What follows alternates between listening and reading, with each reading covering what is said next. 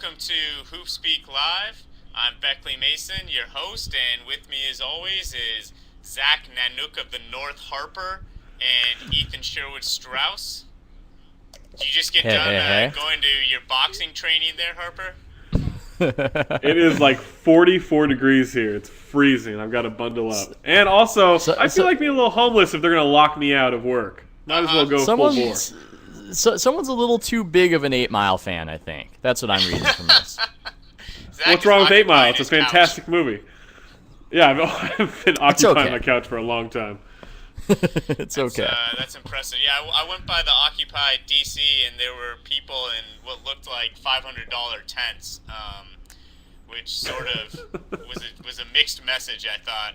Ethan, you wrote an incredible piece about Occupy Oakland, or whatever you would call it, that is kind of right outside your door. It is. Tell us about it. Well, where do I begin? First of all, because I always focus on the negative, I wish I'd connected it to basketball. I think there's the opportunity to do that. Standoffs are all around. Lockouts are, all around in all of our lives. Secondly, it's crazy. I don't know what else to tell you. It's totally surreal. And I'm excited. Maybe I shouldn't be excited about it because it is a slightly tragic event, but man, I don't know.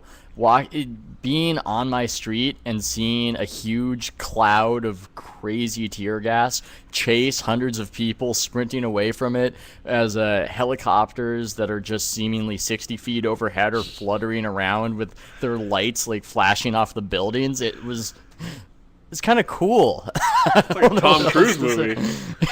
Yeah, you described it very much as like feeling like a movie, and for people who, for the 2 or 3 viewers out there who have not been to downtown Oakland, it's just like a real weird feel to begin with. Broadway is like a large street, but like it's half hipster and vibrant, and half just feels dilapidated. And I feel like it would be a real. I mean, this was going like right down the main thoroughfare. I feel like it'd be a real weird vibe. For you to get swept up in it.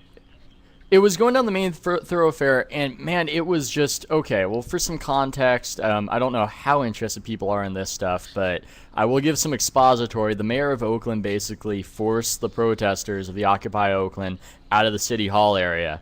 And that was not a good idea because all of a sudden, all these people with disparate, causes of rage had a cause, which was to get back in that area. So it just took on, it wasn't a riot so much as it was a siege with hundreds of people trying to get into the spot of land that, not to demean the protesters, that nobody really had any intention on permanently occupying Frank-Ogawa Plaza in Oakland and using it for their own devices. So it just had the feeling of something of almost a non-violent civil war with hundreds of people trying to rush it, the police firing tear gas. I was like right there when they fired tear gas. And then they would go to the library next to my apartment and sort of trundle over there.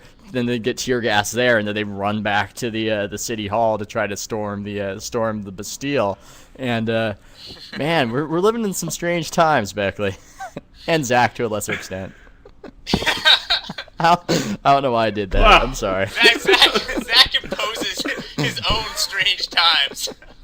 The occupation has nothing to do with it.